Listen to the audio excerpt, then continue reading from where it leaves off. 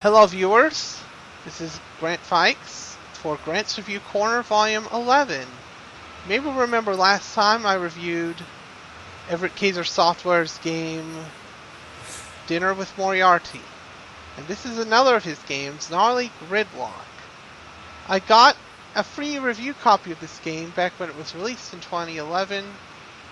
Chances are I probably won't receive any more review copies of games, considering that A, it took me 2 years to review this, and B, my review of Dinner with Moriarty, in case you don't recall, was... I'll let you watch it.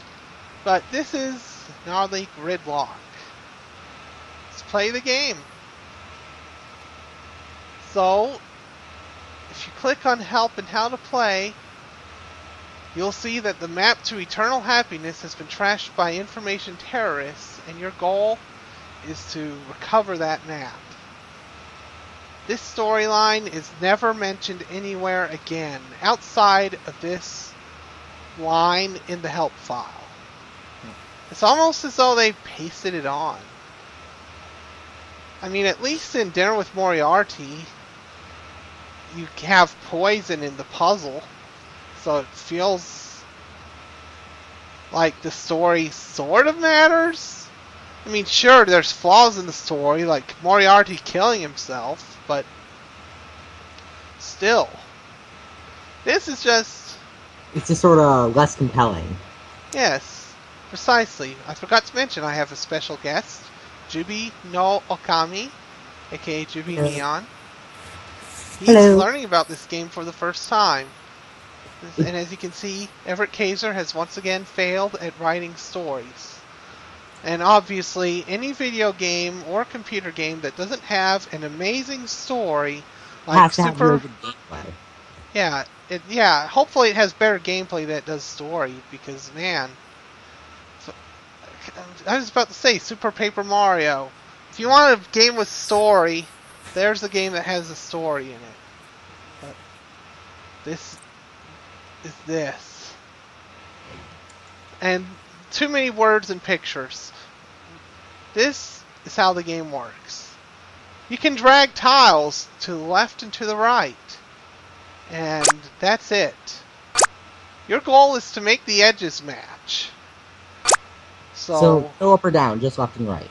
Right. You have to figure out what order the tiles belong in each row. Now, you can help it yourself by locking tiles together if you think they have to go together. For example, these blue links are the only ones in the puzzle. And this blue link has to match to another blue link. This red one has to go to another red. But this red one can't go against another red. So we can freeze the tile into its position. Similarly, with this yellow, it has to go here. And then this tile, you see these tiles are in the wrong order because these don't match. And oh, that makes sense. That's sort of its... There are actually a few more rules than that. Some of the simplest puzzles don't require all the rules. Oh. But the other rules are... regarding these dark green squares, they all have to form a single connected region, and specifically a polyomino. If you tilt your head 45 degrees to the left or to the right, it'll be a polyomino. This means that no green tile can be on the edge, like that, because it has to match up to another green tile. In order to form a full square. So no hanging pieces. Right. Also, they must form a single region. I mean, ignoring the fact that these two colors don't match, this is illegal. Because they don't form you have to have a single region. You can't have a 2x2 area like this. And all the white areas have to connect to the edge. So, Believe it or not, some of the more complicated puzzles do actually require you to use those rules. So let's try size 6. Oh dear. Oh, oh dear.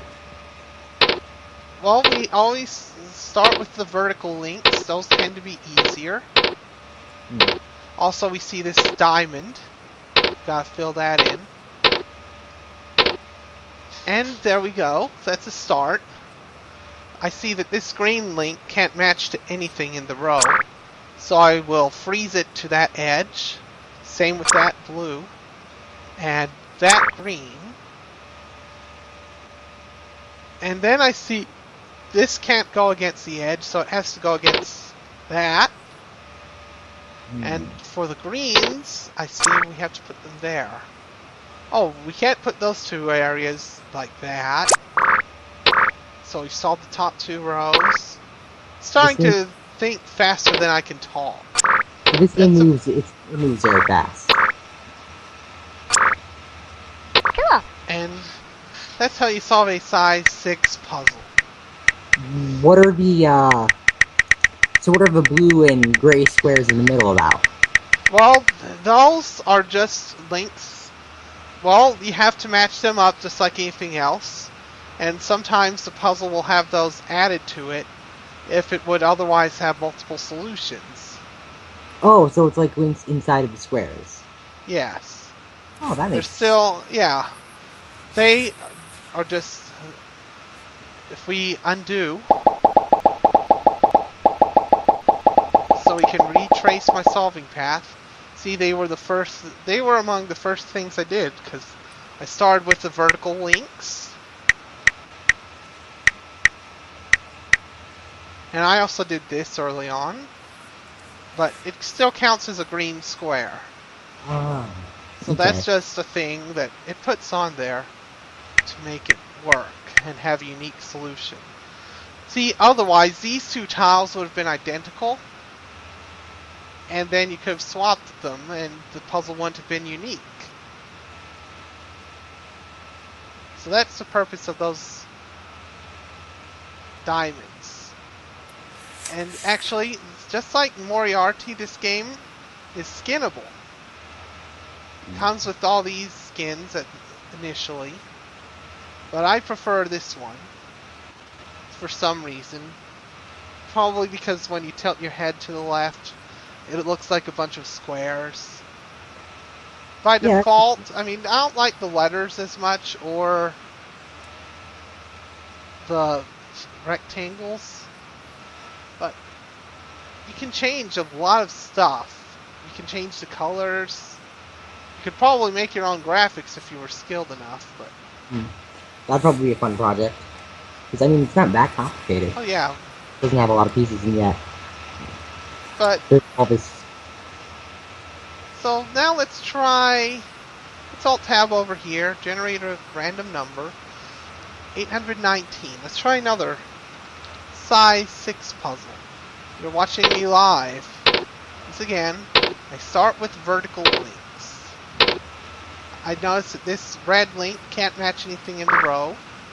So I'll continue with the vertical links. We have 2 pairs of green links here, so we don't know which goes with which. But I know that this green, this one has to go here. Then we can match up the rest. And we finish that row.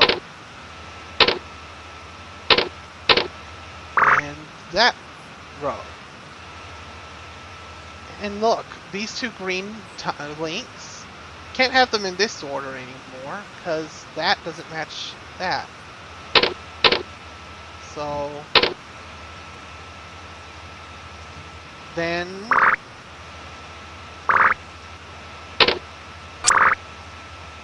let's undo. That's looking bad. I goofed, but I fixed it. Cool. And it's got a very simplistic charm. It's very... it's not very complicated, like, visually. It's just... It's there. Balls are a nice touch, though. Oh yeah, this is a wind display. Forgot to mention. In Dinner with Moriarty, you have exploding fireworks and quilts of everyone and everything in the game. Here, you just have balls clacking against everything. There is an Easter egg, though. Ooh. I won't spoil what happens, but if you solve enough puzzles, then something else will replace the balls. I won't spoil it for all you out there who might want to play this yourself, but trust me, it is an Easter egg, and it exists. Oh, now I need to know. I'm gonna have to find out. Well, let's generate another random number, 24896.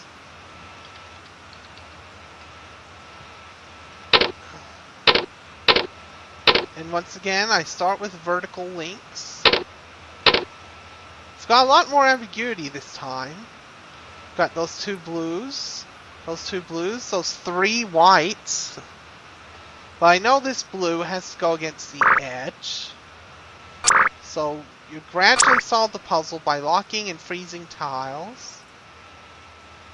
So, I've noticed that some tiles just freeze very fast after you move them. Multiple tiles will freeze in.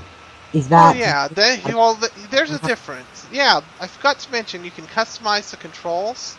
It's not there by default. By default, you left click to move tiles and to lock them, and right click to freeze a tile. But you can customize your controls to where you can hold the tile and with the right mouse button, when you let go, it locks to wherever you drop it. That's just the way you can customize the controls. If one thing, I will give Everett Kaser some credit. He does know how to customize. I mean, he has actual people beta testing his games and often uses their feedback to determine things like what the controls should be. And look, let me show you just how customizable controls are. Oh, wow. You can give all 20 of these things their own functions.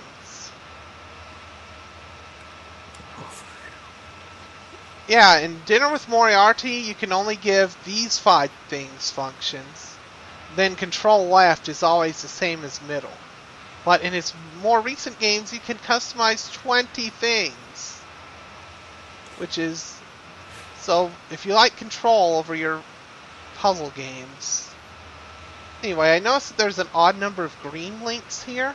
So one of them has to go against the right side, because there's 2 pointing right and 1 pointing left. And whichever one that is also has to have blue on top. And then we have to have a blue on the left, which is this one. Oh.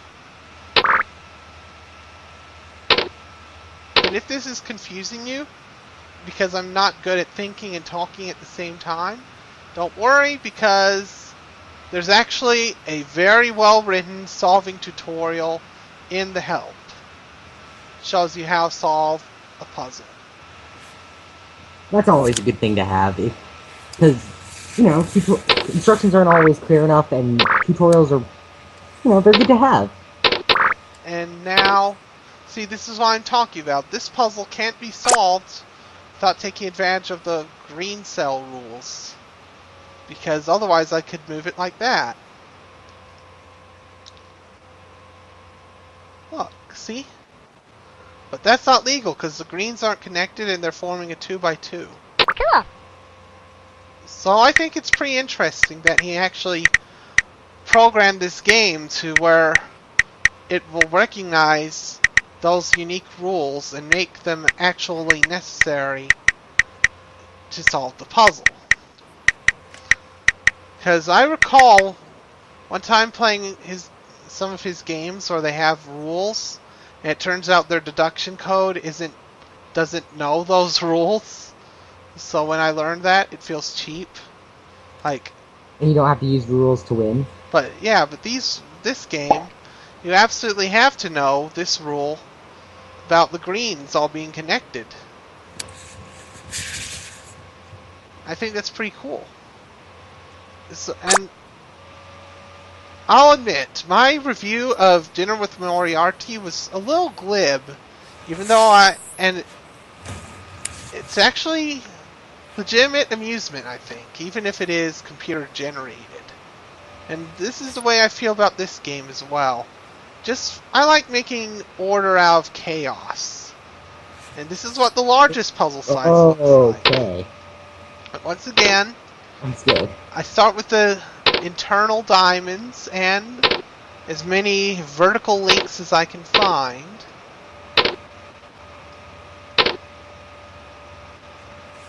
Oh my gosh, this is scary. Oh yeah. At least you're not like forced to play these. Oh, I noticed this blue can't match anything, so I have to put it there.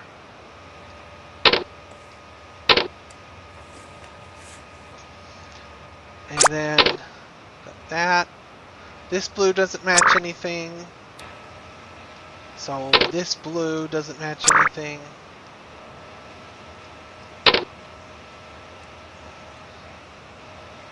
We can do that. Oh wait, we can't do that yet. So unlink.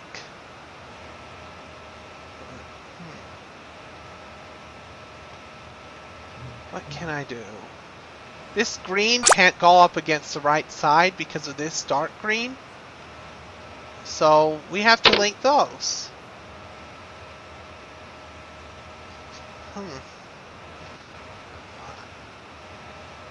But we have to link... Okay, this gray doesn't have a mate. So I count an even number of each color in this row, so I can't know yet which one belongs on the edge, but actually I can, because we have to have something with gray on the bottom here, and these two have a dark green on the right, which would go off the edge. So I know now I have to have a gray here, a gray there. That's the only one that fits. And I can link those together. Link those together. Oh, I can't link these together because that would create a closed space for the whites that doesn't connect to the perimeter. The greens, the dark greens would surround it. So you have to keep everything open. Yes. All the white cells that are part of the negative space will eventually hit the perimeter. Also, I noticed that for this tile, in order to avoid... We can't have a dark green here, and we can't have one here because it would make a 2x2. There are only two tiles that can go there. But I don't know which one yet, because... Well, actually, I think I do know which one. 1, 2, 3, 4, 5, 6, 7. There's an odd number of grays, so that has to be it.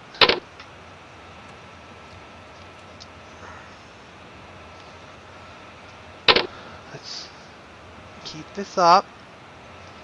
Okay, we have to put something gray here and dark green here. This doesn't work, but that does.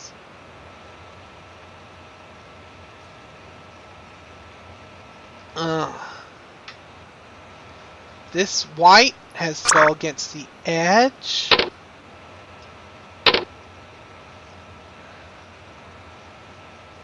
There's a gray on that edge. This can't go against the edge because of that dark green. So we put it against that. Okay, I count 3 grays, 5 whites, so we can connect those yellows.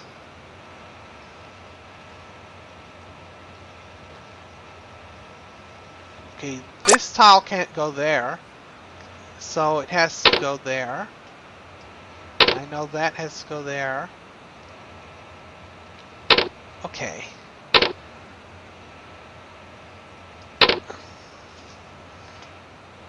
Let's see.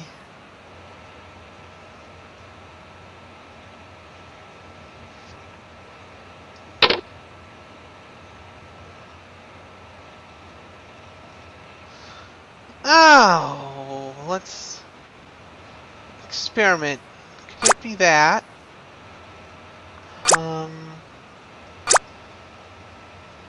It doesn't look bad so far.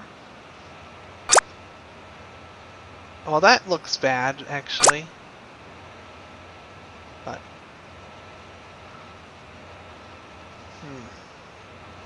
I'm very bad at thinking and talking at the same time. In case you didn't notice. It's certainly not an easy skill. I wouldn't doubt it. I wouldn't doubt that it was hard. Well, let's see. Well, we have to have a gray on the right edge because we've got two right facing and one left.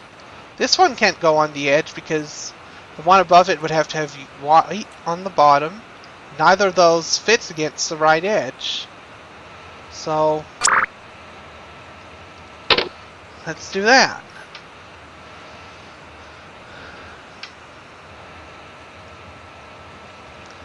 And then we have to have something... We can't put that on this edge because then this green square will be isolated. So, you have to do that.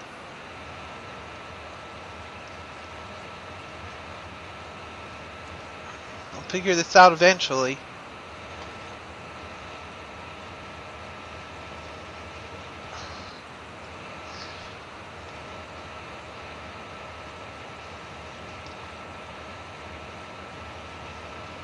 Okay, I see that a blue has to go to the right on this edge, but can't be this one, because it isolates that. So,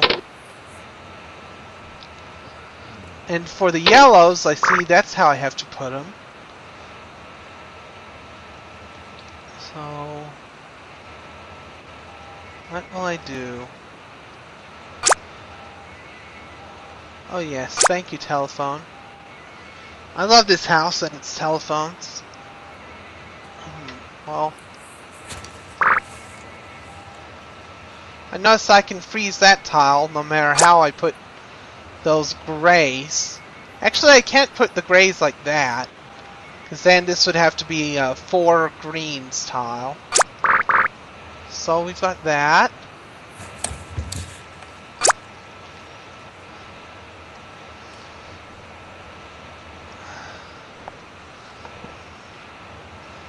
And what goes with this?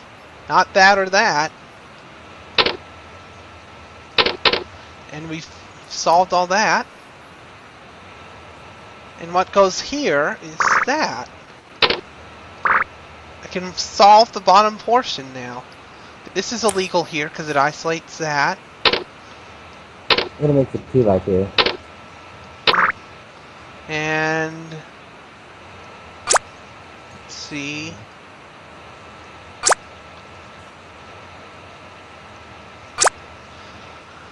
What will I do? Well, there is no tile with yellow on the top and white on the right. So this isn't what goes there. What if it were that?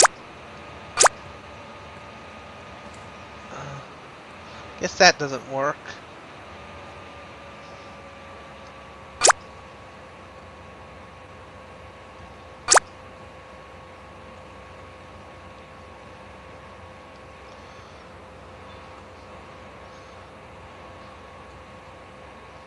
See, this is a surprisingly hard, even for a 10 by 10. Kind of... Okay, I think I can get something sorted out. And I realize I can't put this here, because then it's physically impossible for those two to switch places. So...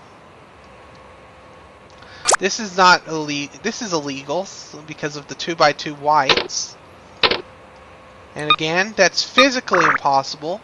So no 2 by 2s at all. No 2 by 2 whites, no 2 by 2 anything. And now we've got the bottom 2 rows. This is a little tricky.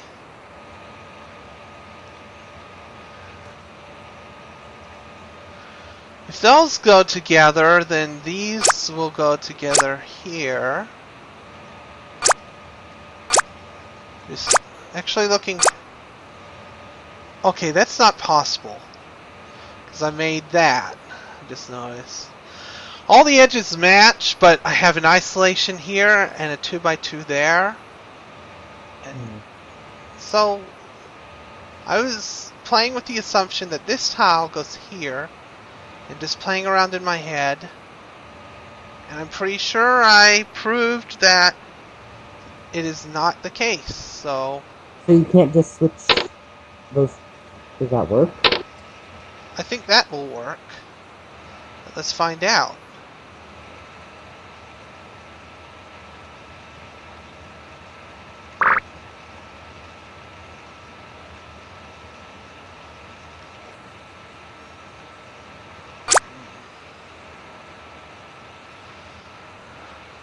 And that...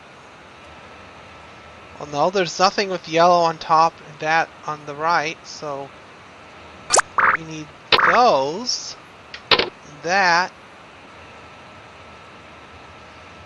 and that doesn't match, so these...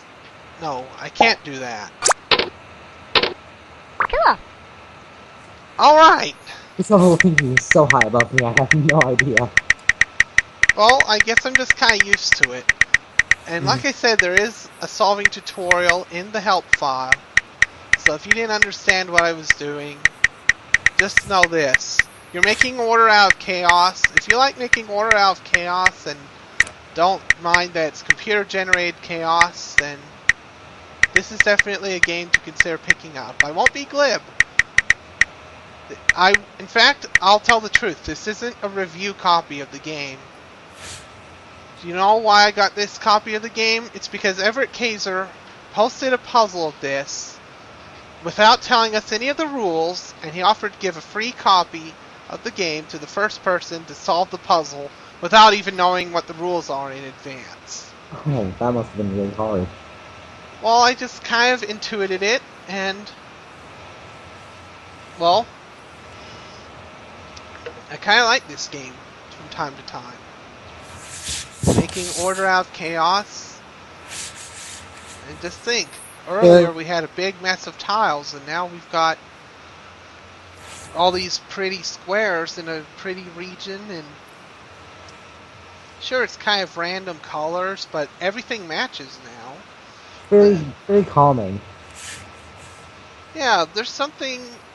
It's hard to explain, but I think humans have this desire to see order win over chaos, I think. Sometimes. So, if you're one of those humans, this might be a game for you.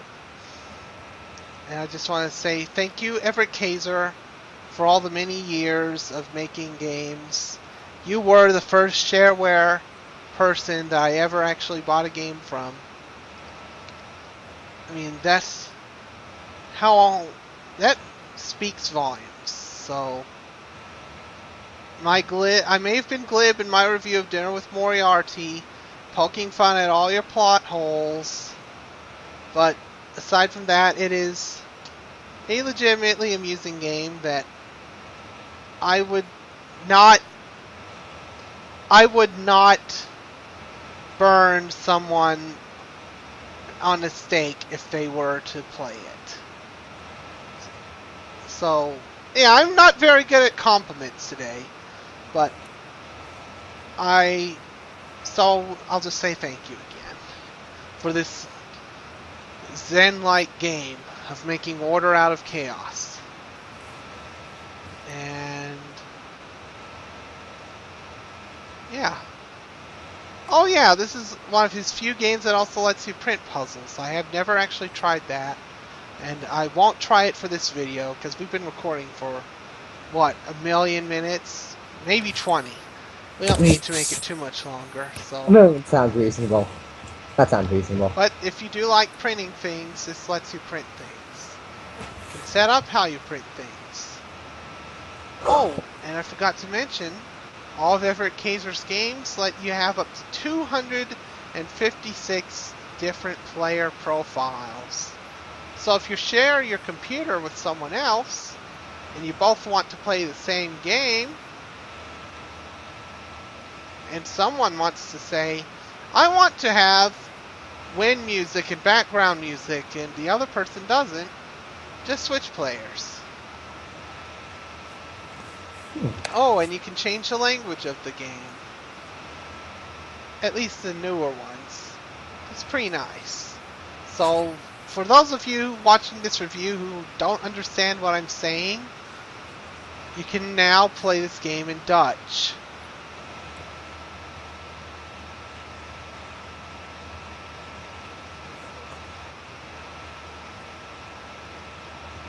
And let's just see other options. Lots of options. Options.